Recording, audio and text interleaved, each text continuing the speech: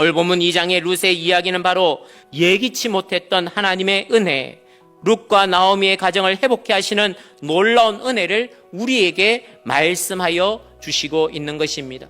그렇다면 우리는 어떻게 하나님의 은혜를 경험할 수가 있을까요? 가장 먼저 은혜를 받을 수 있는 마음이 준비되어져야 합니다. 오늘 본문의 룻이 바로 그랬습니다. 다른 사람들은 추수하느라 정신이 없는데 룻은 자신과 또 시어머니를 복양하기 위하여 이삭을 주어야만 했습니다. 그런데 그 이삭 줍는 것을 뭐라고 표현했다고요? 은혜라고 표현했다라는 겁니다. 무슨 말인가?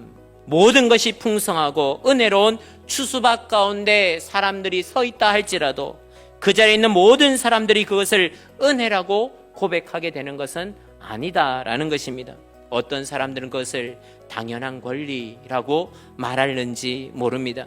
여러분, 은혜는 언제 사라지는지 아십니까? 우리의 마음 가운데 은혜를 당연한 것으로 여길 때 은혜는 사라지고 마는 것입니다. 사랑하는 성도 여러분, 은혜를 구할 수 있는 낮은 마음, 겸허한 마음으로 오늘도 우리에게 부어지고 있는 그 놀라운 하나님의 은혜, 뜻밖의 찾아오는 하나님의 은혜를 더 깊이 체험하고 누리게 되시기를 축원합니다. 한 걸음 더 나아가 우리는 어떻게 하나님의 은혜를 경험할 수가 있겠습니까? 그것은 은혜 주시는 하나님을 확신하며 나아가야 한다라는 것입니다. 그 이삭 한 알 한 알 줍는 것도 하나님의 은혜라고 여기는 이 여인의 발걸음을 우연히 보아스의 밭에 이르게 하시는 하나님, 마침 추수하는 자들을 격려하러 나온 보아스가 만나도록 하나님은 계획하고 인도하여 가시는 하나님이십니다. 사랑하는 성도 여러분, 은혜는 예기치 못하는 순간에 찾아옵니다. 그런데요, 왜 우리 인생 속에는 은혜가 사라진 것처럼 느끼게 되어지는 것일까요? 어쩌면 날마다 부어지는 은혜를 너무나 당연하게 여겼기 때문은 아닐까요?